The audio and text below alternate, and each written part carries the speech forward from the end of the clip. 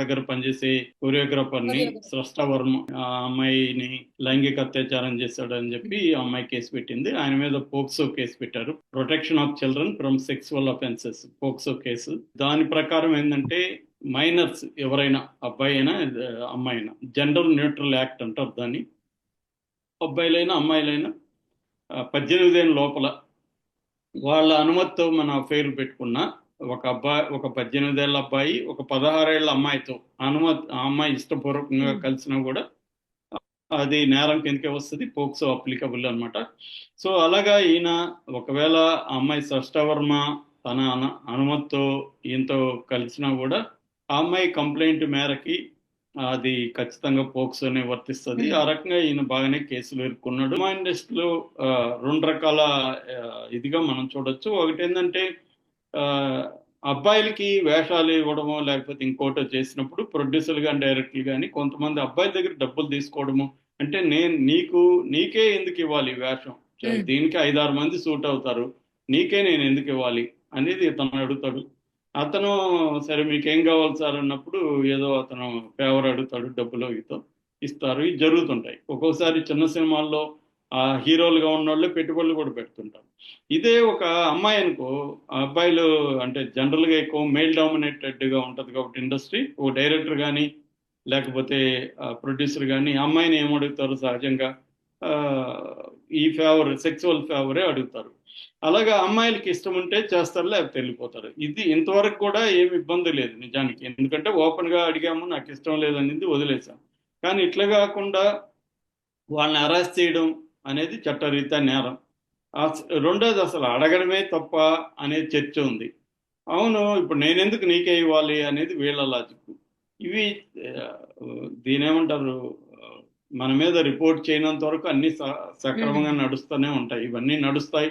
చాలా మంది నాకు తెలిసి కూడా చాలా మంది అమ్మాయిలు కూడా వేషాల కోసం దీనికి ఒప్పుకునే వాళ్ళు కూడా ఆఫర్లు ఓపెన్ గానే ఇచ్చేవాళ్ళు కూడా ఉన్నారు. నాకు వేషం ఇస్తే మీకు ఇది ఇస్తాను సార్ అని ఆఫర్లు ఇచ్చేవాళ్ళు కూడా ఉన్నారు. ఎందుకంటే దానివల్ల మనకి కెరీర్ అవుతుంది, డబ్బులు వస్తాయి. కొంతమంది సెక్స్ వర్కర్లుగా కూడా బిహేవ్ చేస్తారు. వాళ్ళకి ఏంటంటే వేషం వచ్చినాక వాళ్ళకి డిమాండ్ పెరుగుతుంది, ఎందుకంటే పాపులారిటీ వస్తుంది, దానివల్ల వాళ్ళ రేటు ప్రైజ్ అనేది పెరుగుతుంది. ఈ పని చేసేవాళ్ళు కూడా ఉన్నారు ఇవాళ. ఎందుకంటే విమెన్ బాడీ ద ఇన్వెస్ట్మెంట్ చాలా మందికి. అలా ఇవన్నీ ఉంటాయి. కాకపోతే ఏంటంటే ఇది కేసు రాకుండా డీల్ చేసుకోవాలా, అక్కడ ఫెయిల్ అయినాడు ఇతను.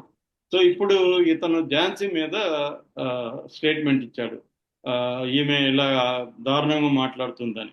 అంటే నిజానికి ఝాన్సీ అయినా ఎవరైనా కూడా ఆలోచించాల్సింది ఏంటంటే అతని మీద ఆరోపణ వచ్చింది, కోర్టులో తేలాలి. మనం ఎలా తేల్చేస్తాం? ఇక్కడ కూడా ఏంది, ఇప్పుడు అల్లు అర్జున్ ఫర్ ఎగ్జాంపుల్, మా ఎగ్జాంపులే చెప్తాను నేను.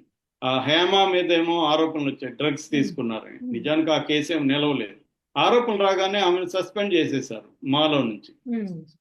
అదే అల్లు అర్జున్ మీద కేసు పెట్టారు, అతను అరెస్ట్ కూడా చేశారు. కానీ అల్లు అర్జున్ మాలో నుంచి సస్పెండ్ చేయలే. ఎందుకు చేయలేదు అంటే అల్లు అర్జున్ ఏమో ఒక పెద్ద స్థాయి హీరో, స్టార్ హీరో కాబట్టి చేయలే. హేమ ఏమో ఆమెకి అంత మామూలు ఒక క్యారెక్టర్ ఆర్టిస్ట్ కాబట్టి. అంటే ఇక్కడ మొరాలిటీలు మనం ఎవరికి అప్లై చేస్తాము? బలహీనమైన వాళ్ళ విషయంలోనే అప్లై చేస్తాం. బలమైన వాళ్ళకి మనం మొరాలిటీలు అప్లై చేయం. లా కూడా ఎలాగో వాళ్ళకి రక్షిస్తుంది.